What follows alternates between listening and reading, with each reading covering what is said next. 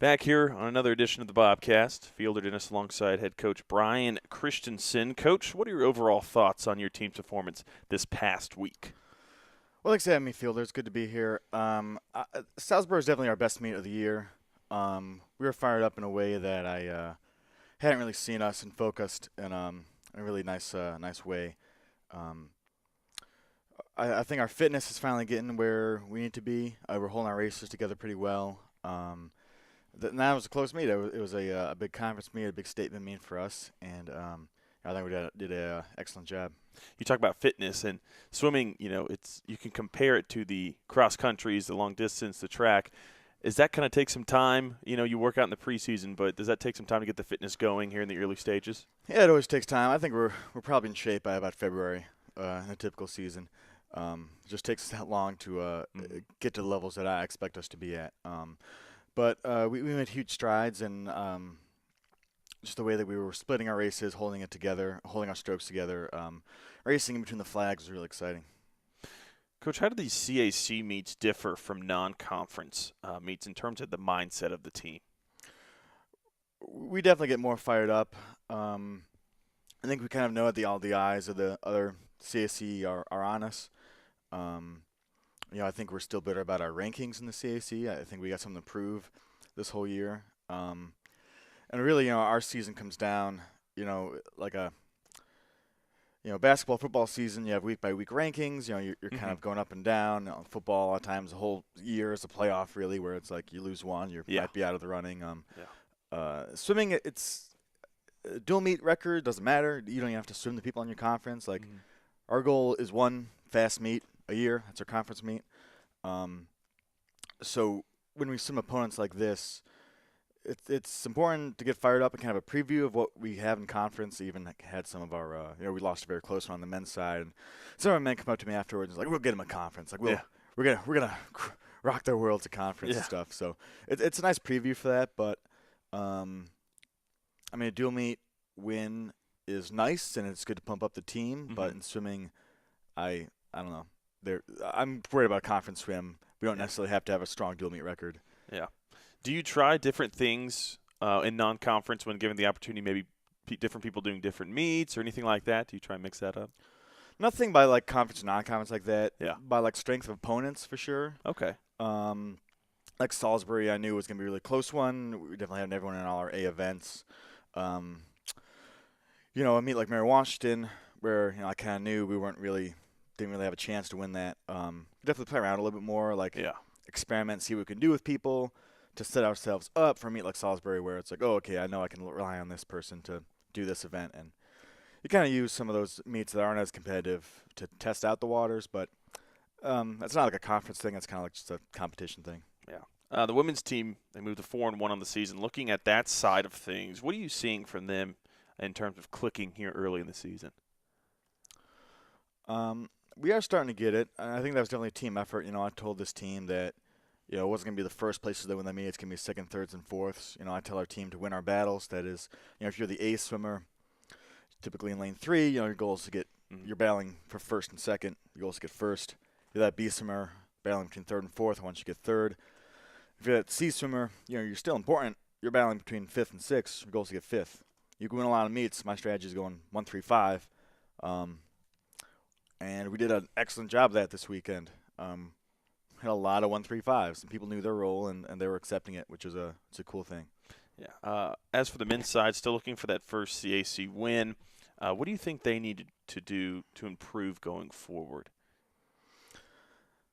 This meet was going to be tough. We knew we had to win a relay and at least 4 individual events. We got our 4 individuals, but that relay escaped us.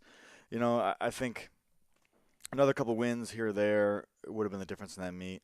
To be honest, Salisbury, they're good at a few things. Breaststroke, sprinting. They have a tried and true swimming model where get 4 fast guys and win a bunch of relays. I should say 4 fast sprinters, win a bunch of relays, and you can go pretty far with that. Yeah.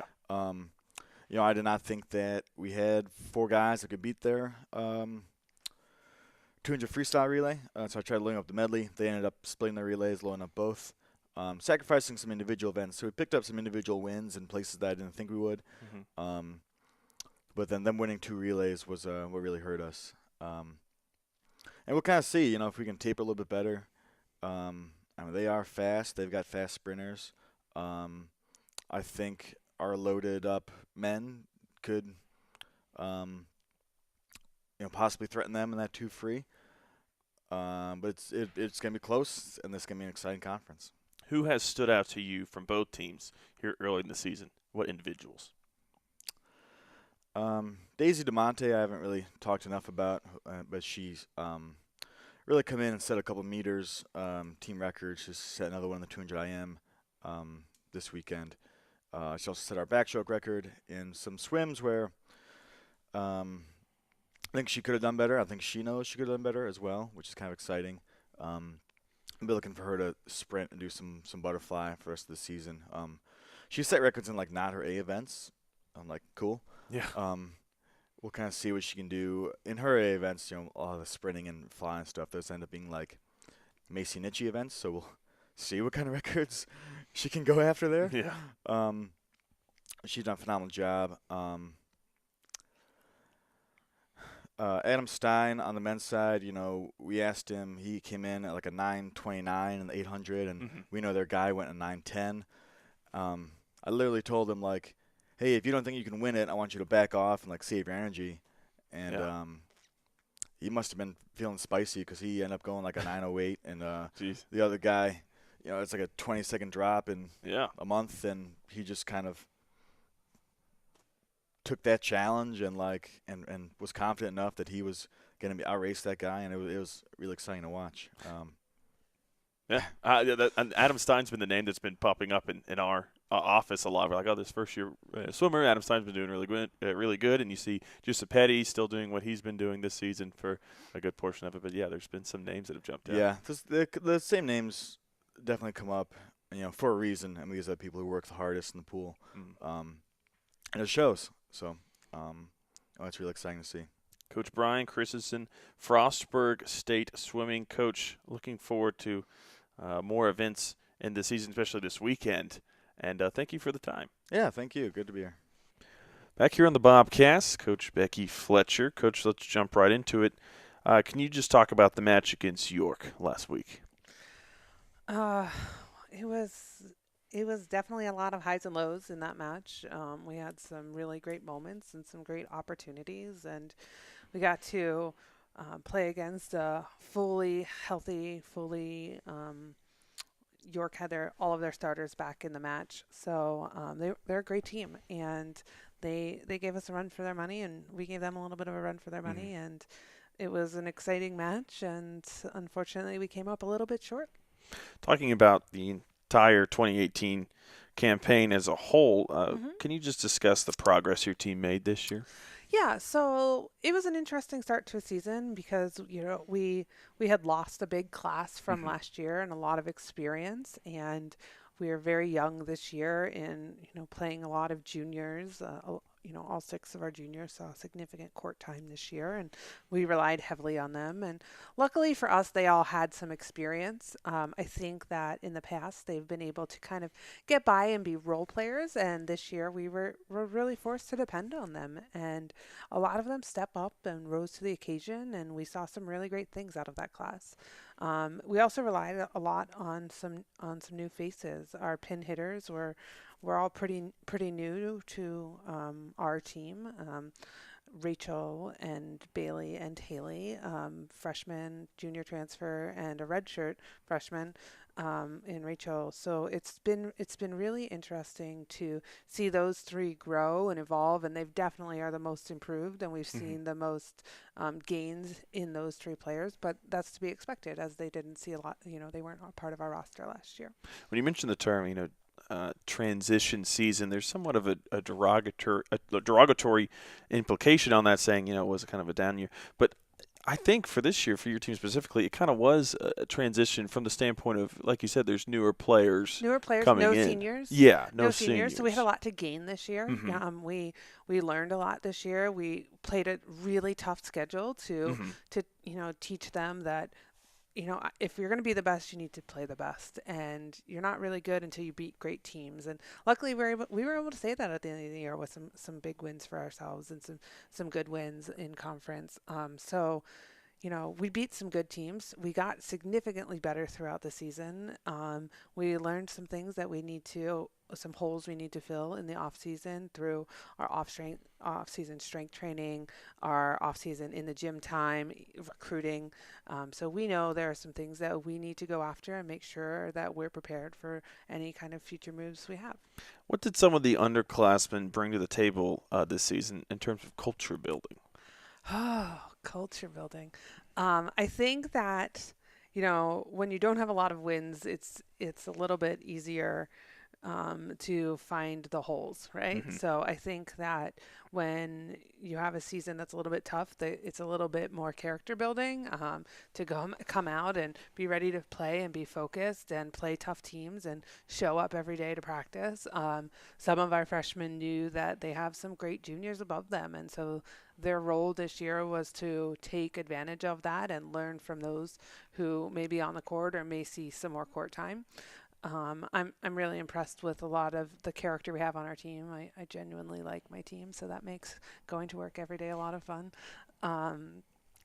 Yeah, I think culture-wise, I think that they're kind of building their own culture, and every team's a little bit different. And that's fun. So even from year to year, there's the same girls, but different girls come in, and the culture changes and grows and molds and shapes. The big things stay the same, the values stay the same, but each team has their own quirks and has their own thing that might motivate them that may have not motivated a team in the past. I know it's a little soon here, but what are some of your expectations for the rising seniors on the squad for next year? This group's really talented. They're a fun group because they have a lot of ball control, and then we have middle hitters. So we're really missing the pin hitters in that group. Bailey has brought a lot to the table for that class. So they've played together. They have a lot of experience on the court. I think the transition to Division II is exciting for them. I think the conference is. There are some really good pieces in the Mountain East that we're excited to take advantage of, and I hope that they use the off season to get healthy, to get stronger, and to improve their game, so that they're ready to face the Mountain East head on. Is there a certain amount of excitement? You kind of spoke about this already, but it seems like you're pretty excited about the players coming into next season. That seems fair to say. Yeah. So our season is so short and so condensed, 2.5 months, barely 2.5 months to, we had 11 new players on our roster. So it's insane to think about like how much time we have to get them all molded and ready and into a system and ready to compete. And it feels like just a flash has gone by since we met August 18th. So I think that it's exciting to see them build that in the off season, the culture that grows with such a young team in things like study halls and the weight room and just other team activities, having dinner at each other's houses and carving pumpkins and having Thanksgiving dinner. I think those are things that we don't always have a ton of extra time for in season. So seeing that culture and who emerges as more leaders and who maybe rises to some challenges a little bit more. So I'm excited to see them grow as a team and as a unit for next year too. In your opinion, what was your favorite moment from this season?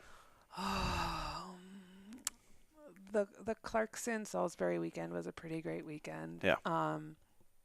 Losing to Salisbury in 5 was not fun, but then kind of rebounding and coming back and beating Clarkson Saturday morning in just a marathon of a match and a marathon of a weekend. It was a lot of fun to coach that match because it was just long rallies and there were a lot of fans, and it's always good to play at home. What are you looking for from your returning players next season, and what are you looking for from some new players? You've kind of mentioned earlier about seeing what you need to recruit and whatnot. Yeah, so I think the biggest difference we're playing a really tough conference. Yeah. Okay. We play some great teams all season long. I think the biggest difference it's not going to be necessarily the speed. I think that the serving and the passing is going to be very similar. I think I'm not overly concerned about us there. I think the size is going to be the biggest issue. Yeah. When you look at the rosters of the teams in our conference, most girls are around 5'10", 5'11", playing in the front row. In the Mountain East, you see more girls at 6 foot, 6'1", and occasionally 6'2" or higher. So I think the size is going to be the biggest difference. So offensively, we need to be a little bit bigger, maybe a little bit more creative in the front row, and until we get there. But I think that some of our girls will handle that with a little bit of ease, and I think some of them are going to be challenged in good ways, and I think some of them are gonna have their work cut out for them. Coach Becky Fletcher, thank you for joining us on the Bobcast this thank season, you. and we're looking forward to next year. Thank you. Me too. Back here on another edition of the Bobcast, Field or Dennis with Coach Delane Fitzgerald. Coach, what are your overall thoughts on the game this past Saturday? We were ready to play. It played well. One first quarter touchdown. We'd like to have more than that, and then we did what we usually do, which is break out in the second quarter and just put a whipping on them in the second quarter. And if you were watching at home or you're just looking at scores, you don't understand this. At times, a 50-mile-an-hour gusting wind in our face in that second quarter. So I was like, what is this? We have the wind at our back the whole first quarter, and we do a little bit, but not a lot. And in the second quarter, the wind's blowing right in our face for our offense. And at 27 points, I think, should have been 28, missed a PAT. Coach, what was the message going into the second quarter? You spoke about it already. Was there any specific thing said? We talk to players after every series, and we talk to the offense and the defense after every series. But, yeah, there's no change in the message. We'll let them know when they're not doing enough, and then we praise our guys when they're doing enough, when they're playing well. But there's no speeches in between quarters. You spoke about the weather being a factor. Your offense averaged 5 yards per carry. What went into that? Was it the weather, or was it just the hog mollies up front were getting the push? Grayson Boyce's 76-yard run in the third quarter really helps that yards per carry average. Maybe one of my most enjoyable plays this fall, watching him rumble 240 pounds, watching him outrun their players down the sideline. A lot of fun on that play. But our offensive line was solid on Saturday. Not great, but they were good. Kane does not get enough credit. They're really good up front. Their front seven, their 4D linemen and 3 linebackers are good football players. Hard to run the football on them. So for us to average 5 yards a carry, good for us. Our offensive linemen must have played well. What does having a two-headed monster running back do for the creativity of the offense with Boyce and Jamal Morant? Well, even though Jamal and Grayson look different, they're very, very similar running styles, and they're inside the tackle, bruisers, very, very physical running backs. So it doesn't change a lot for us. But what one of them does well, the other one does well also. So we kind of stick to the game plan, and we do what both of them are good at, which is run the football between the tackles, and we're going to continue to do that. Coach, defensively, you held Kane to under 100 yards, rushing and passing. What did you like from what you saw defensively? Yeah, Kane's belief system needs to improve because I thought they had some good players at certain positions on offense, but I didn't think there was any point in time when the players at Kane really, really believed in themselves. Now, us defensively, our front four played well on Saturday. Our linebackers ran to the football and played well, and our DBs played well. We put our DBs on an island sometime because we play a lot of man-to-man around here, but they ran with their receivers and played extremely well on Saturday. A good defensive team effort.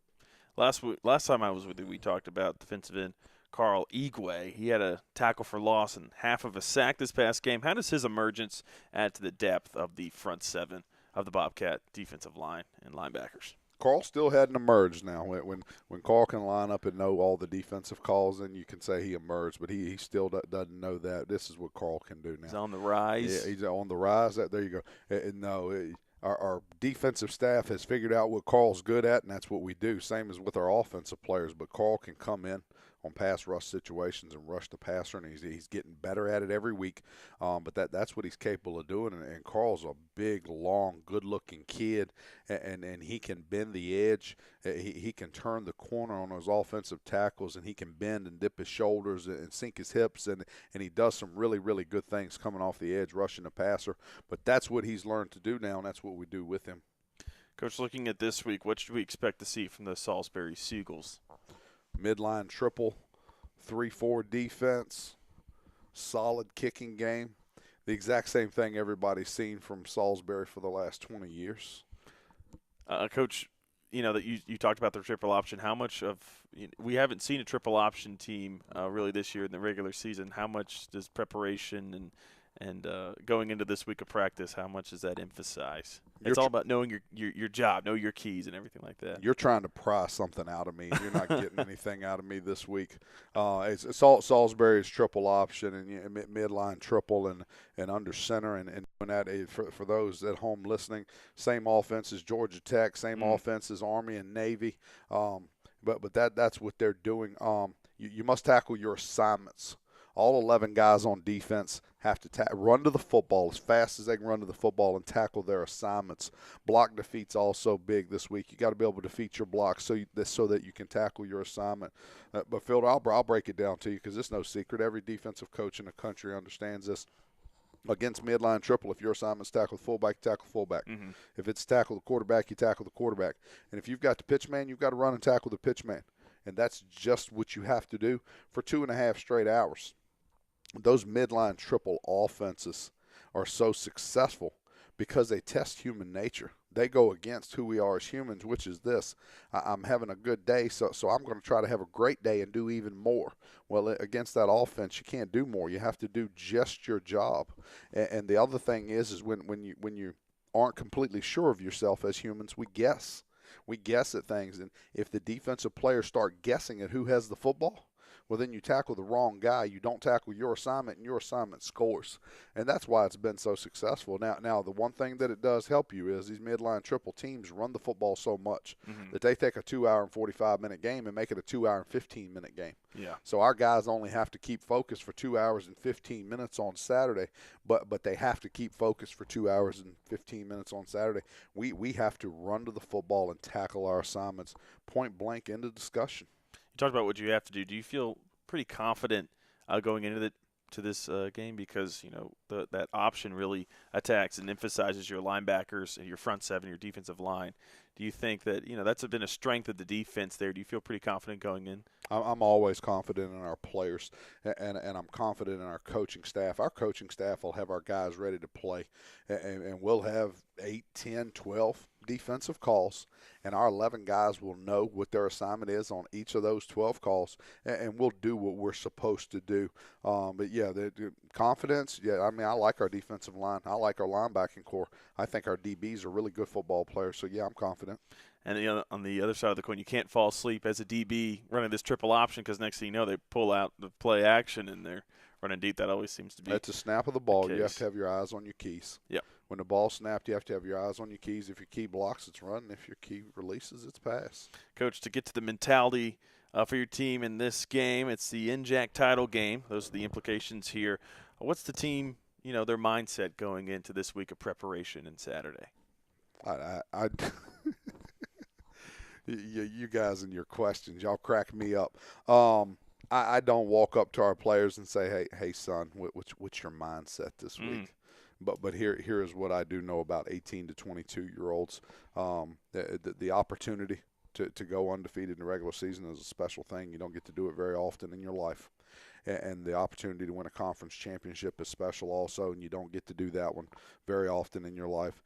And then the opportunity to win the conference title game at home and then host a first-round playoff game is another special thing. So I can't tell you exactly what their mindset is. You probably need to ask them. But I would say this, our entire football program is through the roof for this week. It'll be one of those deals as a coach where we have to say whoa. We're not going to have to tell them go. We're going to have to tell them whoa, which is a good thing as a football coach. You always rather say whoa than go. But we will be through the roof to play this weekend, and we will be excited. And if you can't get up for this one, you don't have a pulse. So if you're not excited to play this game this weekend, our coaches and our players are doing the wrong damn thing with their free time. Coach Delane Fitzgerald, head football coach here at Frostburg State University. Coach, thank you for the time. Thank you all for having me. Go Bobcats. Back here in the Bobcast, Coach Dale Louie, cross country. And let's jump right into it, Coach. As we creep closer to NCAA regional play? What should fans expect to see from the team? Well, we have some people, some seniors, 2 seniors, I guess, who've been on this course 5 times, so there should be no lack of familiarity on their part. We ran there, as you know, earlier this year, and most, with one exception, everybody ran that course earlier this year, and unlike a lot of cross-country runners, they tend to like that course, so it should be a positive mindset for us. How does practice change in terms of preparation for regional meets? Top priority really becomes, to me, really, health, and mental readiness. You get to the end of a long season sometimes, and maybe a little beat down mentally and physically and stuff. So we kind of take a look at that with each person. I think we're in pretty good shape in that regard. We've got a few little aches and pains and things, but nothing really standing in the way. So we've just been conscious of that, and we're clearly trying to sharpen them as well. So we've been decreasing our volume a little bit and increasing some of our quality. Who should we expect to see this weekend? Well, we'll be running seven men and just 1 woman. You're allowed to put up to 7 in the race, but you do not have to enter a full team. So Sarah McCurry will be running for us on the women's side, and then on the men's side, hopefully I get all 7 here. We got Robbie Romano and Matt Whitley are the seniors, Braxton Clark and Colin Flynn and Timmy Wolotkin, and I'm missing somebody here. Fisher Wheeler, the freshman, is running for us. So they did pretty nice. Those 7 have done a nice job for us the whole year, which is why they're running for us at the regional meet. They were the top 7 at our conference meet. The order placement in meets has shuffled amongst those people throughout the year, which has worked out well for us, and it'd be great to have all 7 clicking on full cylinders there. Absolutely. You spoke about Robbie Romano. He was named first team All-CAC. We've spoken about him a lot, but what has changed for him, in your opinion, this season compared to previous seasons?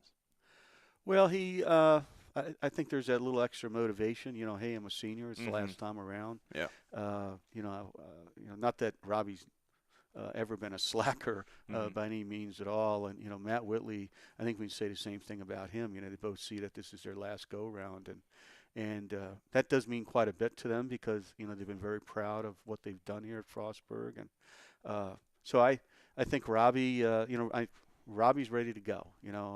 He's I think the whole team is ready to go. They're really looking forward to this, and Robbie made all-region team, all-region academic last year. I know that continues to be, a goal for him. I think that's a very achievable goal. He has competed very well against some of the top people in the region, and although I think we can say it's a little bit of a reach to get to the national meet, he's shown the ability to run with people who may very well be going to the national meet, or teams are going to the national meet. So he knows that. He's verbalized that. Yeah. And I don't discourage that because I absolutely agree that, he's in a position that if everything goes well, who knows? Coach, you spoke about it and the familiarity for your team. What do you know about the sales course for maybe some of the listeners who aren't completely familiar with it? You've already ran it this year, so you're yeah. Well, as I think I know I've mentioned in the past years and stuff, the NCAA Mid-East region in cross country is the largest region in the NCAA at any level. We are probably looking at somewhere between 65 and 70 institutions represented on the starting line. Right. Again, like with us, with Sarah, they won't necessarily all have a full team. But nevertheless, there will be that many schools represented. So I don't know however you want to describe it. It's a mass of humanity taken off at the beginning, and it's immediately uphill. The first The first probably 600 some meters is literally uphill. Wow. So it shakes things out relatively quickly. Yeah. A couple statues there you got to run around and some sidewalks to go over. And then you're out in I guess you'd call it a farm field. At one time it was a farm field, and that's the site of the infamous deer running across the meat and knocking a runner over there that we captured on video there last year for all the world to see. Yes. But once they get out of that wooded area up top there and they start coming back towards the start, over half the race is over. And we've talked quite a bit, this year about recognizing that and the fact that you cannot, if you're going to do it, you better start doing it there because that finish line is going to creep up real fast. And at the very end, you kind of pop out of the woods, hang a left, run about maybe 300 meters, hang a right, run about 100 meters, boom, finish line's there. Yeah. So that's one of the advantages I think we've had in running it, that, our folks are very comfortable with where they personally are strong on the course, and, that's all part of the thinking game across country. Coach, what are your expectations going into the meet? Well, I think we're in a good spot to have a good showing. We ran very well at the conference meet, which was one of our goals because we kind of laid an egg the year before there. And although we still were in sixth place, I think you're going to see of the 5 teams ahead of us at the conference meet, there's probably 2-3 of them that will be at the national championship. So we've had the competition to prepare ourselves, and so I do expect that we're ready to go, and I'm kind of excited to see, what transpires. Cross country coach Dale Louie. Coach, thank you for the time, and good luck this weekend. Thank you very much. Back here on the Bobcast, Fielder Dennis with Coach Keith Burns. Coach, can you describe the match against Mary Washington for me? Competitive. I thought the guys gave all they had. Mary Wash is a very good team. There's a reason why they're 2-time defending champs, 1 loss, nationally ranked. They're tough. But our guys, I thought, did what they needed to do to put themselves in the game, which was just compete with them. We were scrapping for every loose ball, every 50-50 ball. And we didn't create a ton of chances, but kind of like what we do all season, we defend well. Yeah. And, we try to pick our moments to go to goal, and whether it's set pieces or just counterattacks or just, a build-up play here and there that we can put together. They were in it. They just, we just fell a little bit short. We got them to overtime, got them to PKs, but that's how it goes sometimes. Coach, talk about the progress your team made this season. Well, I think it's hopefully the way we'd want to go with a young team. We always knew there was talent there. We had to get some guys to buy into what we were trying to do, and had to wait for some guys to develop and guys to kind of connect with each other. So earlier on, there was obviously some games that we thought we should have had, and I think we lost because we were a young team that just, was still trying to find our way through. And by conference time, I thought we figured it out, and we knew what we needed to do to win games. And it may not always be pretty, but with what we had, there were times it was actually pretty good soccer, and times it was just gritty, tough-minded, competitive soccer that was going to give us a chance to, get some points. What did some of the seniors bring to the table this year in terms of culture building for the future? Well, it's, we ended up with only 3 seniors at the end of the season, and only one of them had been here for an extended period of time. So Fredo was only in for 2 years. And I think what Fredo brought was technical ability and someone who bought in, who maybe didn't have his best season his first year here, and didn't always, do things the way we wanted him to or connect the right way, but, showed that he wanted to be a part of what we were trying to do, and, made every effort to be a part of the program and do things that we asked of him, and was able to help us on the field. Willie, first-year senior, he kind of came out of nowhere, middle of the season when we finally started to use him a little bit more, and he just did what was asked of him, just to work hard on the wing, serve balls in, use his technical ability and his pace to be dangerous, and he did that. Obviously, the leadership, comes from Basham the most as a fifth-year player who had been there and seen programs be successful and some teams that weren't so successful. So he kind of had an idea of what it was going to take and what this team had, and I think he kind of pushed the right buttons at the right time to get the young guys to buy in and believe in this team and not give up when we weren't off to a great start. But he could see that it was a little bit different than last year's squad, just as far as the character of the team. So I think his leadership was pretty vital as to someone who'd kind of been through it all in his 5 years here. Coach, what are the expectations? What expectations do you have for the rising seniors on the squad next season? Well, it's still not a lot.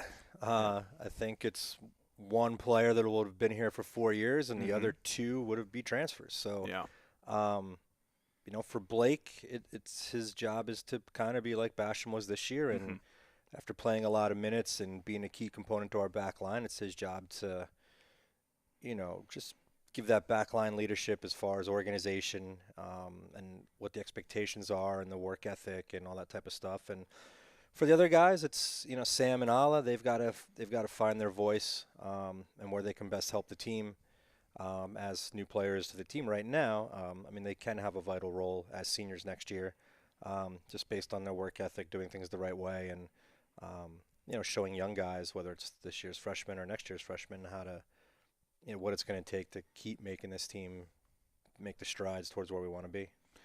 How important do you think the reps were for the young players on the team this season? The Jose Rodriguez, the Camilo Ortiz, and it's just to name a few that really got some quality time played.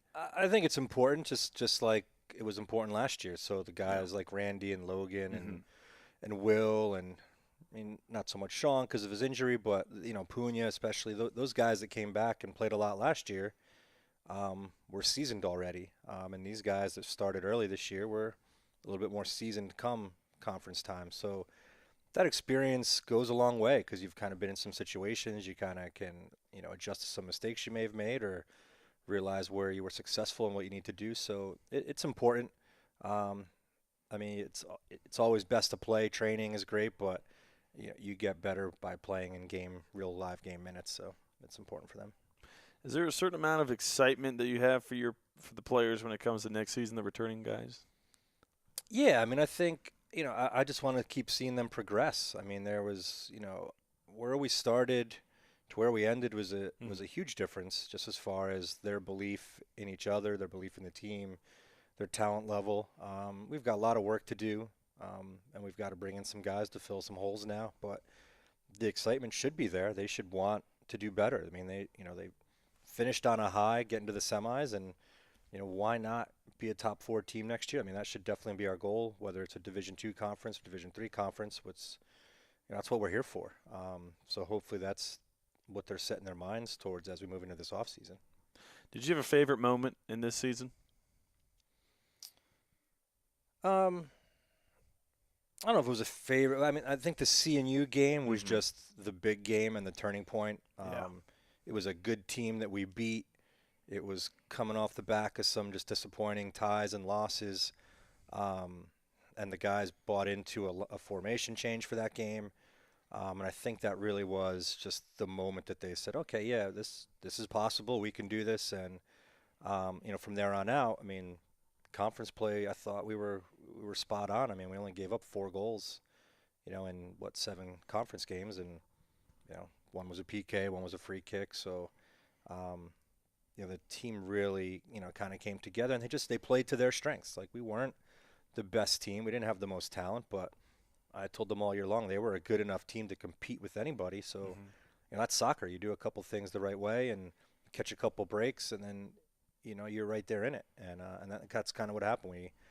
We were believing that, hey, this is no matter what, we can do this. And I think that says a lot for a young team.